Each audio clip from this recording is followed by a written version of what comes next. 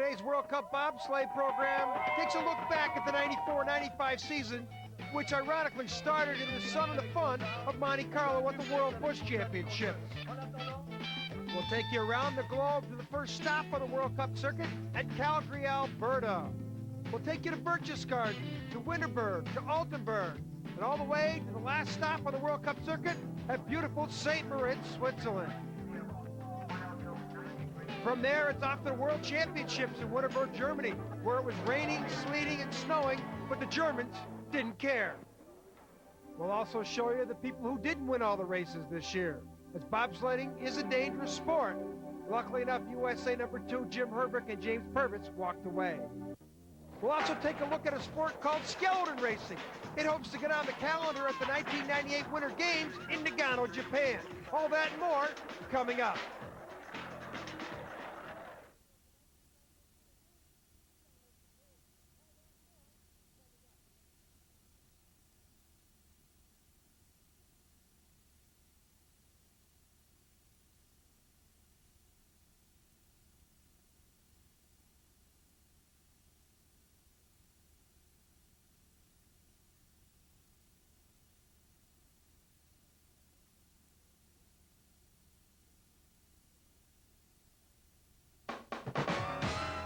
Today's program brought to you by Corel, the fastest in graphics, an official sponsor of the World Cup Bobsleigh Tour. First race of the year was on dry land at the World Bush Championships in Monte Carlo. Prince Albert Grimaldi had 24 countries on hand for the competition, and really the real upset of the day was when the Latvians came out of the block. Lotskins and Polunska had captured the gold medal over our surprise group of European and American sliders. The Monte Carlo Bush Championships has turned into a good training ground for coaches and athletes to evaluate how your summer training has gone. Latvian coach Zintas Igmanis was very happy with his preseason training program. In the four-man competition, it was the Austrians, Einberger, Backler, Nutweg, and Svet, capturing the gold medal. It wasn't surprising because the Austrians always have good start teams. The start in bobsledding is definitely the most important element in the modern era. Teams with good starts have a chance to win at the bottom. Teams with average starts have to have perfect trips every time down the track. You wonder why bobsledding is now a year-round sport? This is the reason right here, the 50-meter start. Well, the Austrians celebrated and looked to the future. The World Cup schedule was fast approaching. The fastest two-man teams on dry land was the Latvians. The fastest four-man team on dry land, it was the Austrians. Now we moved across the Atlantic to our first stop on the World Cup circuit in early November at Calgary, Alberta. Corel Corporation was signed on as official worldwide sponsor on the circuit, and our Winter Speed crews captured the finest point of views we've ever done on a bobsled track. Pierre Luters knows the track like the back of his hand. He went out, set a track record in the first heat, and here was his second heat run. He was defending the gold medal he won at this event last year.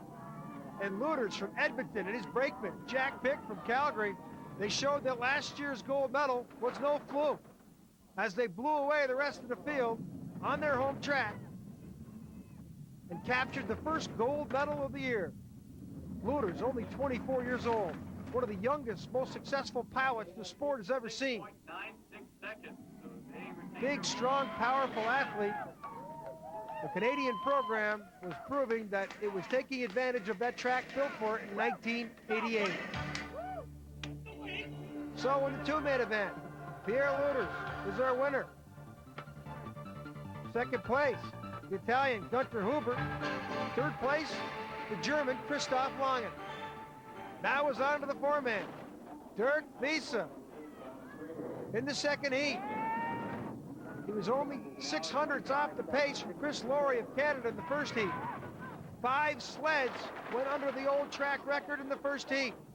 But in the second heat, it was the experienced German pilot, Dirk Wiese, coming down the track and narrowly edging out Mark Tout for the top spot. There was only one sled yet to go. It was Chris Laurie to come down. And Laurie had a terrible run, falling from first to fourth. At this time right here, all Wiese knew that he was guaranteed the silver medal. But at the end, he captured the gold. Dirk Wiese of Germany, here being congratulated by Mark Todd of Great Britain, who got the bronze medal that day. So it was Wiese, Pierre Lueders of Canada in second, and Mark Todd of Great Britain in third. So overall World Cup standings, now here's Lueders, the leader in the two-man. Dirk Wiese of Germany is the leader in the four-man. And overall combined points, it's Pierre Lueders of Canada in the lead. Now it's off to Königssee, Germany, not far from Berchtesgaden. The Germans possess 4 bobsled tracks of the 13 in existence. This is one of the first ones ever built in the early 70s. It's a short 1,200-meter track, which puts a lot of emphasis on the start. Long and blew away the rest of the field the first 50 meters, and on the bottom part of the track, nobody could touch him. Even with a mistake like this, he was still able to win at the bottom, and that's because he had the superior start times. You wonder why the start's so important? He just proved it right there. Second place, though, the Italian Gunter Huber. Not a bad showing from him. The USA Brian Scheimer wins his first medal of the World Cup season, 4,200s back. In the four-man, another German pilot dominated. Harald Chodai, the former East German pilot and the defending gold medalist from the Lillehammer Winter Olympic Games, came out in the first World Cup that he appeared in and spanked the rest of the field. The Germans on their home track are going to be tough to beat all season long. Königssee, a tight track for the four-man, but no problem for Harald Chodai in the finish. He won both heats of the competition, but the most surprising fact of this German victory right here was that the Germans also captured the silver and the bronze medals. Chodai and Lehmann win the gold, but impressively, the Germans show how deep they are in bobsledding. And at Königssee, the Germans sweep the four-man. Now let's take a look at our Corral World Cup standings today. In the two-man, the Italian Huber takes the lead. In the four-man, it's the Austrian Schasser with 50 points. Overall, the USA Brian Scheimer atop of the leaderboard after 2 events. When we come back, we'll take a look at skeleton racing, a sport trying to get back into the 98 Olympic Games in Nagano, Japan.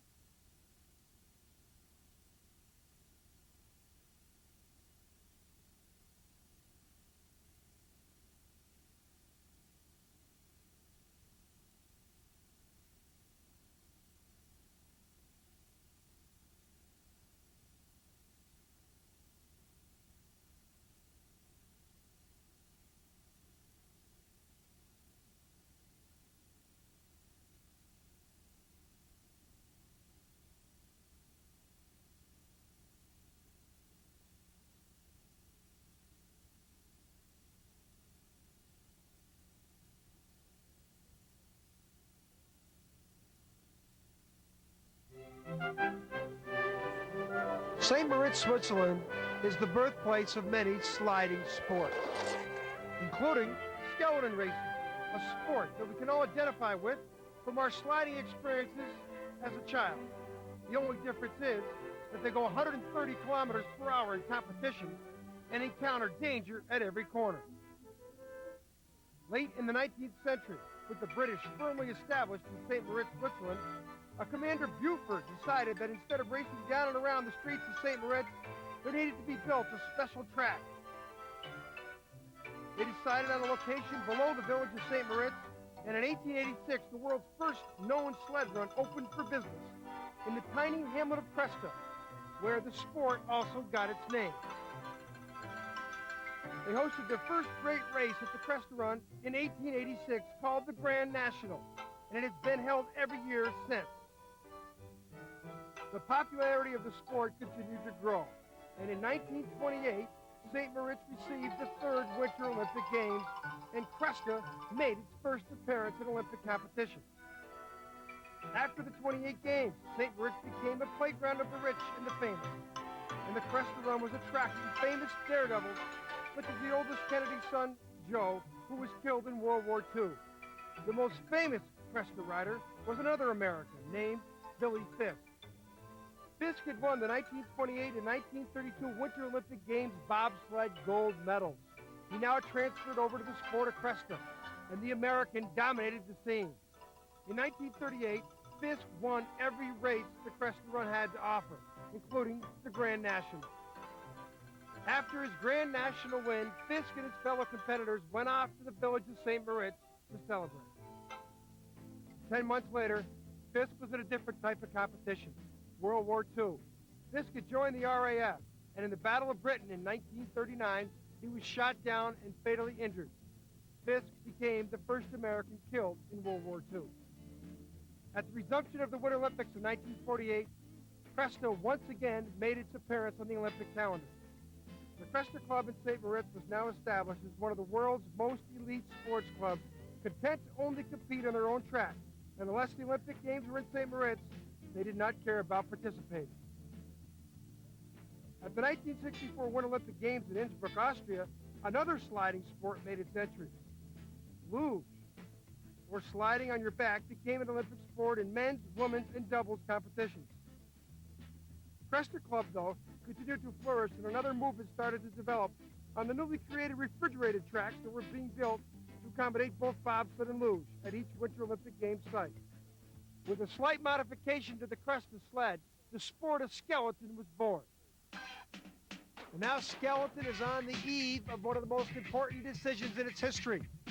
At the 1995 IOC meetings in June, they will decide whether or not skeleton racing will take place at the 1998 Winter Olympic Games in Nagano, Japan. A lot of the athletes in skeleton think it should. The sport is visually exciting. It's a lot of strategy to it. It's great fun to watch. It's the point of view tapes are great. For people to look at a minimal sled where you've got no steering, no braking, and a lot of body movement on the sled, people can relate to it. It reminds them of what they used to do when they were kids, going down the big hill at the golf course or something on their flexible flyers. So it's got a lot of appeal. It's cheap, and we hope everyone enjoys watching it, hopefully in the Olympics in '98.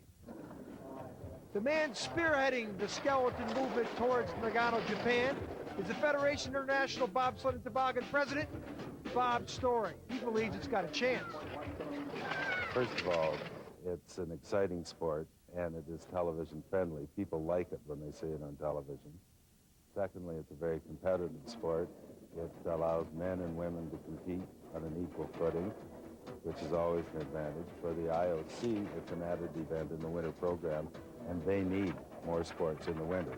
They need fewer, I think, in the summer by their own. That's not my opinion, but the opinion I hear expressed by IOC members.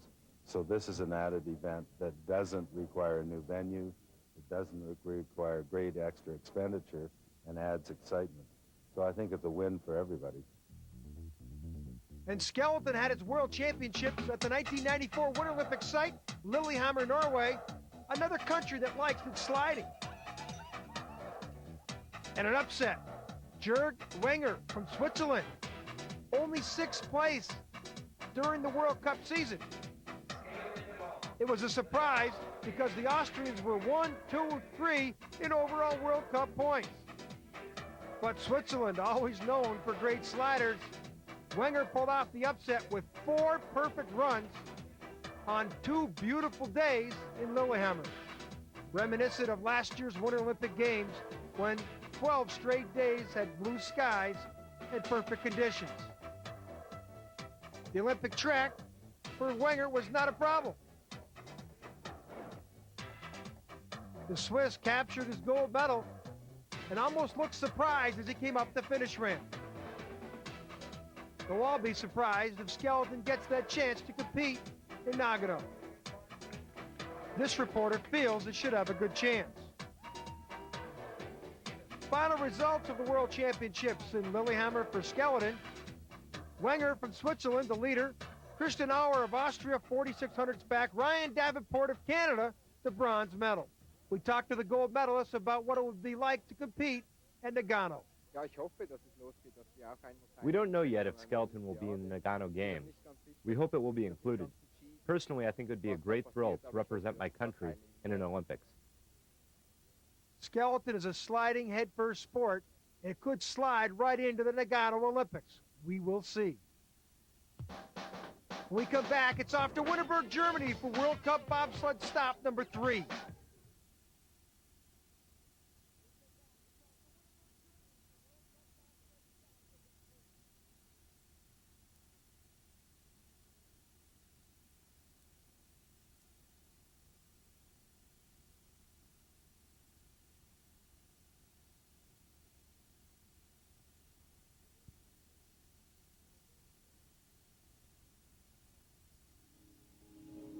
Our next stop on the World Cup circuit was Wittenberg, Germany, in Sauerland. And the Latvians, former Soviet athletes, part of the Soviet Olympic bobsled team until 1991 when they formed the Latvian organization. The only track, refrigerated track in Russia at the time was in Latvia. So the Latvians take good advantage of that 1,200-meter track they have built in Riga. And this is the Latvians' first ever World Cup two-man victory. Sandis Prūsis, Adrius Polunska, here coming down for what they thought would be a silver medal. But the Canadian coming behind him, Pierre Lueders, who was the leader at the end of the first heat, faltered tremendously and fell to second place. The Latvians at the time seemed very content just to win the silver. But when Zintas Sigmatis found it out, they were very jubilant. Pierre Lueders of Canada, only 300ths behind Prūsis. Third place went to the Swiss, Gochi. Now in the four-man, another German pilot, the legendary Wolfgang Hoppe, 36 years old, coming off a bronze medal at last year's Lillehammer Olympics. Showed everybody that he still had the magic down the track. Didn't have the good start times, but his finish times were superior in both heats. Wolfgang Hoppe has got more Olympic medals than anybody else, and the cagey, wily veteran wins this going away.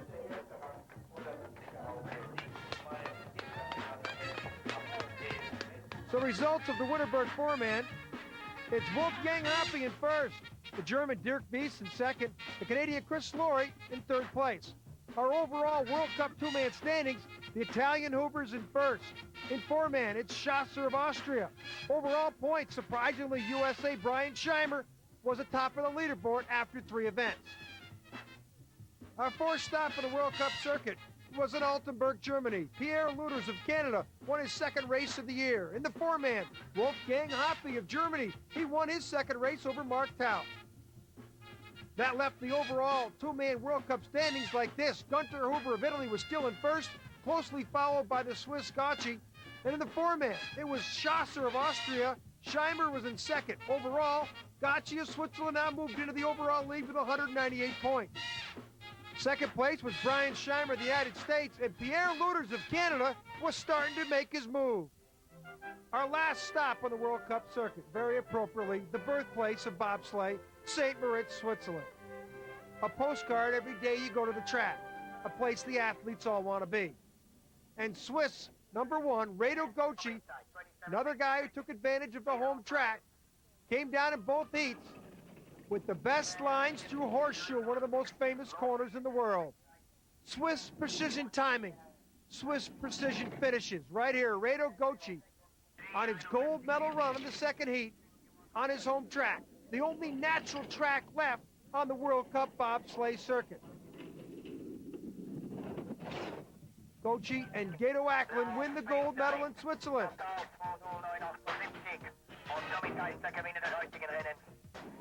Goci was the winner of last year's silver medal at Lillehammer, and here the Swiss crowd loves it.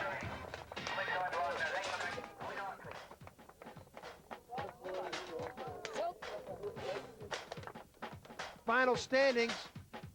Second place, Dirk Wies of Germany. Surprisingly, Chris Laurie of Canada was in third.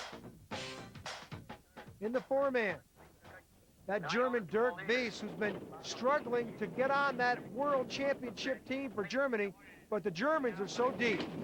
Here's Wies, only competes in 3 World Cup four-man events. He got a first in Calgary, he got a second in Altenburg, and here he comes in St. Moritz with the winning run.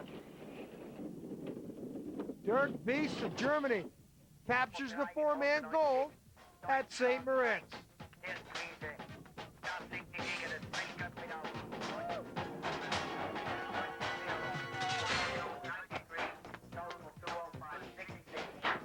Great time for Dirk Wies and his German crew.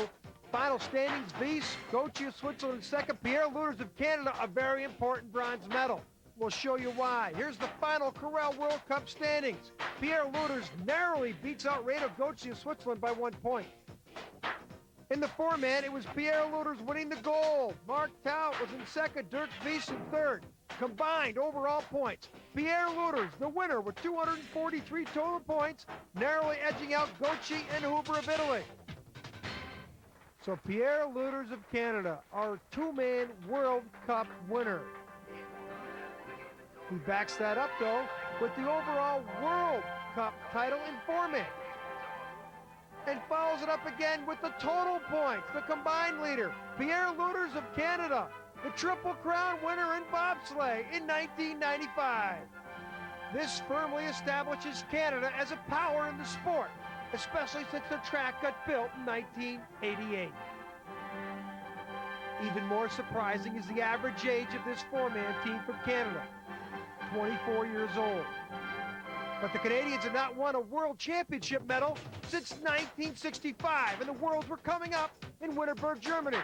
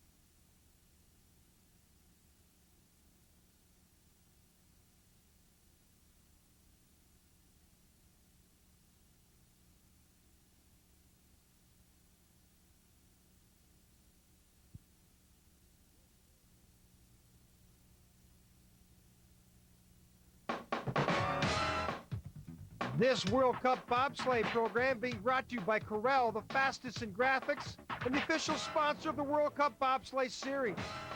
The World Championships were staged for the first time ever in Wittenberg, Germany. And in the two-man, the German crowd had a lot to be excited about. Over the 2 days of competition, the weather changed quicker than your eye was flashing. But it didn't matter. To Christoph Langen and Olaf Hampel, they blew away the field at every single heat and won by one of the most convincing margins in World Bobsled Championship history on a short 1,200-meter track. Langen loved it. The German crowd loved it even more.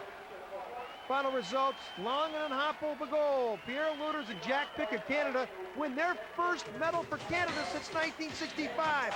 But Eric Allard of France wins France's first World Championship medal since 1947. Four-man was another party for the Germans. In the freezing rain, Wolfgang Hoppe, just like Langen, dominated from start to finish. He won every heat in convincing fashion. And the guy who had 36 World Championship and Olympic medals won another World Championship.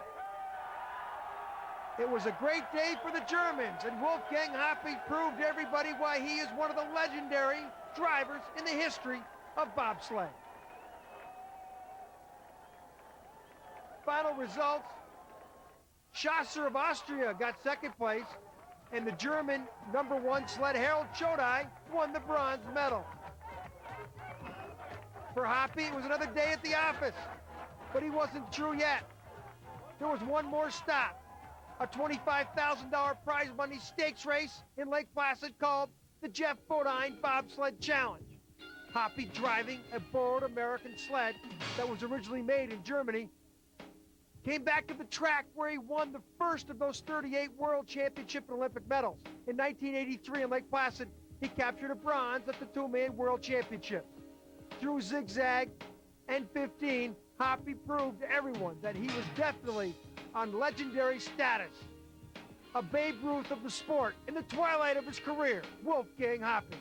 For Jim Herbrick, it was a nightmare day. Herbrick had a long season, and here in third place into the first heat, he falls on the Lake Placid track. Bobsledding's a dangerous sport, but Herbrick and Brakeman Purvis both walked away from this.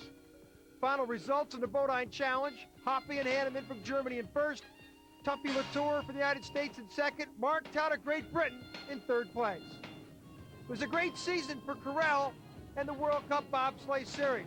And now we want to hand out our awards. Eric Allard of France, winning France's first World Championship medal since '47. Best Driver of the Year, the Triple Crown winner from Canada, Pierre Lueders. Hardest Luck Team of the Year, Jim Herbrick, USA 2. Fails to make the sled here in St. Moritz and crashed 4 times during the season, including this final run in Lake Placid. Best Start Team of the Year, Scheimer, Jones, Woodard, and Hines broke the start track record 4 different tracks in the world. We hope you've enjoyed this World Cup Bobsleigh telecast. See you next year.